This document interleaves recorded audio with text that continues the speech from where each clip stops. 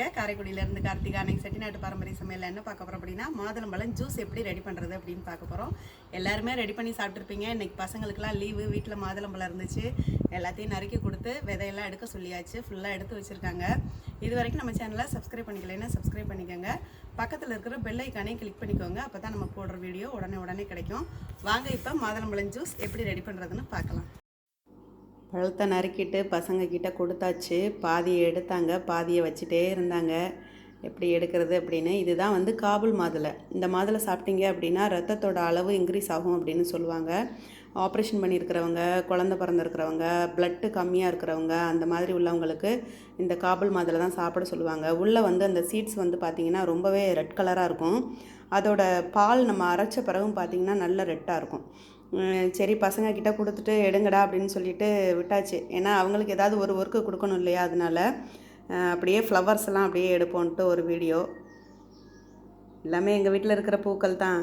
அதில் வந்து ரெட்டு எல்லோவும் ரெட்டும் கலந்தது. இது வந்து பியூர் ரெட்டாக இருக்கும்.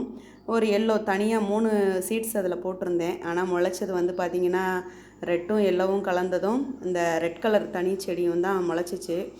அப்புறம் வந்து ஃபால்சம், அதுக்குள்ளேயே ஃபால்சம் செடியும் இருக்குது. அதிலே பார்த்திங்கன்னா சினியா செடியும் இருக்குது. எல்லா விதையும் ஒரே இடத்துல போட்டுட்டேன். அதனால எல்லாமே கலந்து வந்துருச்சு. ஆமாம் ஏங்க எங்கள் பசங்க வந்து முக்கால்வாசி எடுத்துருச்சுங்க. இதை வந்து எடுக்க முடியல, கை வலிக்குன்னு சொல்லிட்டு போட்டு போயிடுச்சுங்க. இப்போ நான் இதை ரெண்டையும் எடுத்துகிட்டு மிக்சியில் பால் ஊற்றி அரைச்சிருவோம். இப்போ எடுத்து வச்சுருக்கிற மாதுளம்பழத்தை கொஞ்சம் கொஞ்சமாக நான் பெரிய மிக்சி ஜார் தான் எடுத்திருக்கேன். அதில் அப்படியே சேர்த்து நல்லா நைஸாக அரைச்சி வடிகட்டி எடுத்துடலாம். கொஞ்சம் கொஞ்சமாக எவ்வளோ தான் அரைக்க முடியுமோ அந்த பதத்துக்கு அரைச்சிக்கோங்க. அதனால தான் நான் பெரிய மிக்சி ஜாராக எடுத்திருக்கேன். பாருங்கள், நம்ம இப்போ மிக்சியில் எடுத்ததை வந்து நல்லா நான் வந்து நைஸாக அரைச்சிட்டேன். அதை வந்து ஒரு வடிகட்டி எடுத்துகிட்டு அதில் வடிகட்டிடுங்க. பாதி பழம் தான் நான் அதில் சேர்த்துருக்கேன். பாதி பழம் அப்படியே தான் இருக்குது. லேஸாக அப்படியே கிளறி விட்டு ஜூஸ் எடுத்துருங்க. நல்ல ரோஸ் கலராக இருக்குது பாருங்கள். பாருங்கள், ஜூஸ் வந்து நல்லா வடிகட்டி எடுத்தாச்சு. நான் கிட்டத்தட்ட பார்த்திங்கன்னா 1 கிலோ அளவுக்கு பழம் எடுத்திருந்தேன். அதுக்கு ஜூஸ் இவ்வளவு வந்துச்சு. இப்போ இதில் என்ன செஞ்சுக்கலாம் அப்படின்னா, அதை அப்படியே குடித்தோன்னா தோற்று கிடக்கும். ஒரு 50 கிராம் அளவுக்கு சர்க்கரை சேர்த்துக்கலாம். சர்க்கரையை நல்லா கலந்து விட்டுருங்க.